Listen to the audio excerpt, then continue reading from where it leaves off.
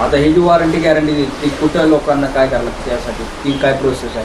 तुम्हाला कॉलवरच होतं की कॉलवरच सगळं? हो नाही, बाकी काही नाही, फक्त कॉल आला की असं आहे. आणि एक समजा त्यांनी व्हॉट्सअपला किंवा मॉडेल जरी सांगितलं की बाबा आपल्याकडे CE01 आहे किंवा CE03 आहे, मॉडेल नंबर सांगितलं तर ते ॲक्च्युअली एक तुम्हाला मशीन या क्वालिटीचं आहे की 80% प्रॉब्लेम आहेत ते फोनवर सॉल्व्ह होतं. म्हणजे हां ते बाबा इथे प्रॉब्लेम असेल बघा, तो जरा तिथं बघा, एकदम किरकोळ म्हणजे इथून एअर लीक वगैरे होत असेल किंवा काय असेच प्रॉब्लेम असतो. मेजर प्रॉब्लेम कधी आलेले नाहीत आज आपण. आता आपला जो व्हिडिओ बघणारे लोक खूप महाराष्ट्रातून कुठून पण असतील ते कुठून पण तुमची मशीन खरेदी करू शकतात का? हां करू शकतात, काही अडचण नाही. त्यांना कुठंही कॉल आला, महाराष्ट्र काय बाहेरून सुद्धा कॉल आला तरी त्यांना कॅश ऑन डिलिव्हरीचा ऑप्शन आपण दिलेला आहे.